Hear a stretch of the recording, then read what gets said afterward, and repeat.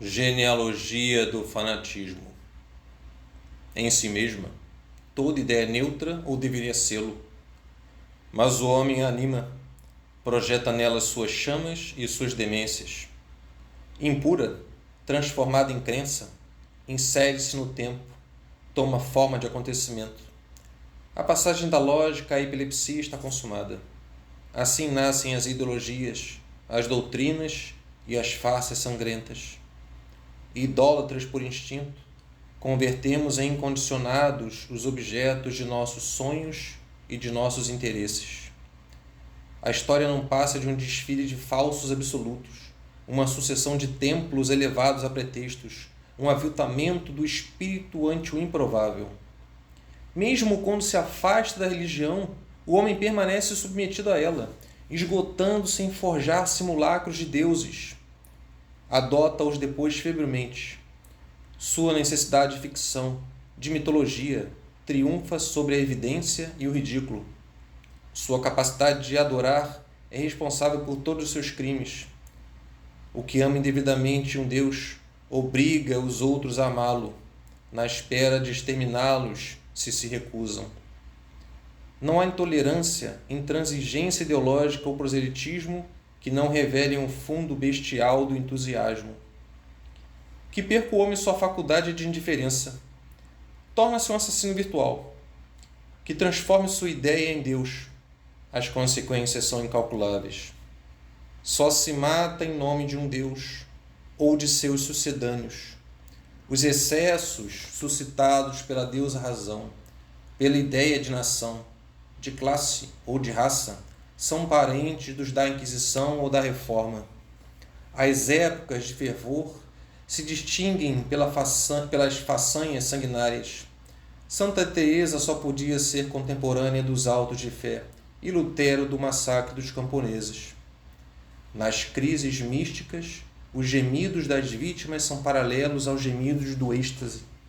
Patíbulos, calabouços e masmorras só prosperam à sombra de uma fé, dessa necessidade de crer que infestou o espírito para sempre.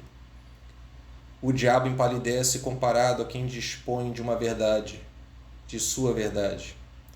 Somos injustos com os Neros ou com os Tibérios. Eles não inventaram um conceito de herético. Foram apenas sonhadores degenerados que se divertiam com os massacres. Os verdadeiros criminosos são os que estabelecem uma ortodoxia no plano religioso ou político, os que distinguem entre o fiel e o cismático. No momento em que nos recusamos a admitir o caráter intercambiável das ideias, o sangue corre. Sob as resoluções firmes, ergue-se um punhal. Os olhos inflamados pressagiam o crime. Jamais o espírito hesitante, afligido pelo hamletismo, foi pernicioso. O princípio do mal reside na tensão da vontade, na inaptidão para o quietismo, na megalomania prometeica de uma raça que se arrebenta de tanto ideal, que explode sob suas convicções e que, por haver se comprazido em depreciar a dúvida e a preguiça, vícios mais nobres do que todas as suas virtudes, embrenhou-se em uma via de perdição. Na história, nesta mescla indecente de banalidade e apocalipse. Nela as certezas abundam. Suprima-as e suprimirá sobretudo as consequências. Reconstituirá o paraíso. O que é queda senão a busca de uma verdade e a certeza de havê-la encontrado, a paixão por um dogma, o estabelecimento de um dogma? Disso resulta o fanatismo. Tara capital que dá ao homem um gosto pela eficácia, pela profecia e pelo terror. Lepra lírica que contamina as almas, as submete, as tritura ou as exalta. Só escapam a ela os céticos, ou os preguiçosos e os estetas, porque não propõem nada, porque verdadeiros benfeitores da humanidade destroem os preconceitos e analisam o delírio. Sinto-me mais seguro junto de um Pirro do que de um São Paulo, pela razão de que uma sabedoria de piadas é mais doce do que uma santidade desenfreada. Em um espírito ardente encontramos o animal de rapina disfarçado. não poderíamos defender-nos demasiado das garras de um profeta. Quando elevar a voz, seja o nome do céu, da cidade ou de outros pretextos, afaste-se dele. Sátiro de nossa solidão, não perdoa que vivamos aquém de suas verdades e de seus arrebatamentos. Quer fazer-nos compartilhar de sua histeria, de seu bem, impô-la a nós e desfigurar-nos. Um ser possuído por uma crença e que não procurasse comunicá-la aos outros é um fenômeno estranho à Terra, onde a obsessão da salvação torna a vida irrespirável. Olha só a volta por toda parte. Larvas que pregam. Cada instituição traduz uma missão. As prefeituras têm seu absoluto como os templos, a administração, com os seus regulamentos, metafísica para uso de macacos. Todos se esforçam por remediar a vida de todos. Aspiram a isso até os mendigos, inclusive os incuráveis. As calçadas do mundo e os hospitais transbordam de reformadores. A ânsia de tornar-se fonte de acontecimento atua sobre cada um como uma desordem mental ou uma maldição intencional. A sociedade é o inferno de salvadores. O que Diógenes buscava com sua lanterna era um indiferente. Basta-me ouvir alguém falar sinceramente de ideal, de futuro, de filosofia, ouvi-lo dizer nós, com um tom de segurança, invocar os outros e sentir-se seu intérprete, para que o considere seu inimigo, meu inimigo.